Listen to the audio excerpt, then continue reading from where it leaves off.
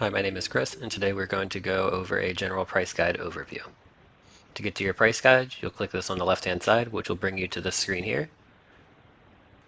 This will have your tools up top, where you can do your mass price changes, you can do mass copying, you can export an Excel version of this price guide to work off of, and you can also import in that Excel method once your changes are done.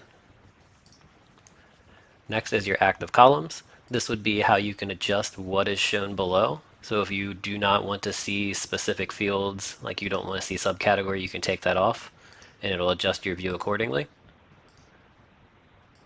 And you can always add them back in later if you want to make changes in that field. Next is your included offices. If you have multiple offices, this would be how you can kind of differentiate between them if you're targeting products in a specific office. To see all products that are listed in those offices, you can just simply check them on. Next, you can also filter it by your category. So you can target specific categories of items, or you can select all to get all of your items. You can also filter it by your subcategories as well. Next, we're going to go over these little icons here on the top. This arrow here will expand your blue measure sheet lines. Next would be how to drag and drop to reorder your rows. This here would be your save icon. Any changes that you make, you'll be able to click this once it's lit up and it'll save your changes. If you don't want to save your changes and go back to anything you had before, this refresh icon that's next will undo all changes on the row once selected. This plus icon would be how you'd be able to add in blue rows, which are your measure sheet lines, followed by your settings. So if you don't want to see them in this row format, you can click the settings icon and it'll load up in a list format. Next are your additional details. This is something that you can fill in any sort of details for an item that you'd like to have attached to your estimate.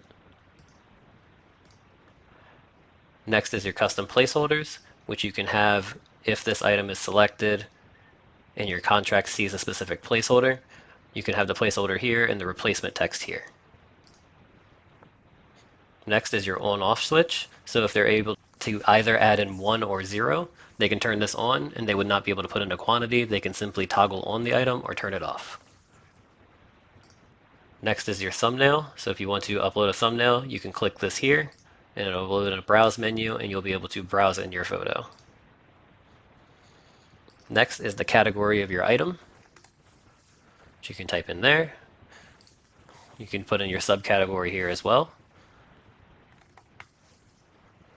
And then the name of your product.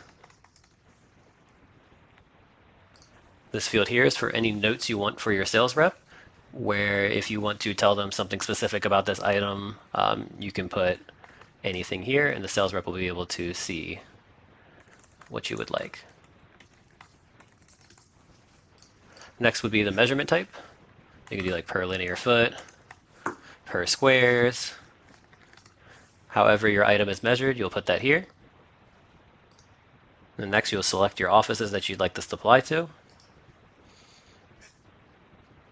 And then you can save this row. And that would be your measure sheet. Next you would add in prices. To get to your prices, you'll expand this by clicking that arrow. And it'll bring up these green price guidelines. Here you can enter in a brand, followed by a product name, and a price for that item. If you have multiple prices for one object, you can go over here to the plus icon, add a new price guide option, and add in as many of these as you need.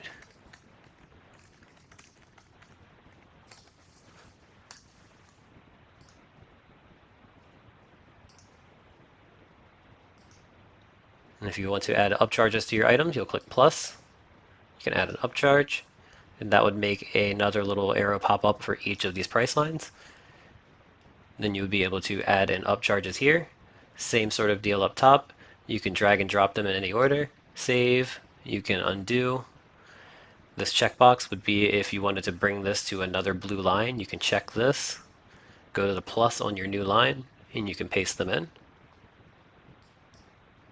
Next is the settings, so if you want to see it instead of a row and see it as a list, you can do that here. Same thing with your additional details, your custom placeholders, and your toggle switch. You can also upload a thumbnail for your upcharges. You have your name of your upcharge here, which you could do like your grids, anything that's going to cost additional money for this product. If you're doing Windows, you could do something like grids. You can make a note for your sales rep here, followed by the measurement type of this item. Next, you would have your percentage sign here, where you could click this on and do a percentage value of your total cost as your upcharge value, and it'll calculate it here. Or if you wanted to do it simply as a cash discount, you can have it as normal and just type in how much that discount's going to be. Now, if you have multiple green lines, that's going to bring it across to multiple items. As you can see, it's 10 for each. If you change it in one, it'll change it for all. If you want to have unique pricing for these items, say this first test brand is more, we can type this in this right box. It'll read this before this one. So it'll say, oh, this is 15, and this one is 10. Once you've made your changes, you can save.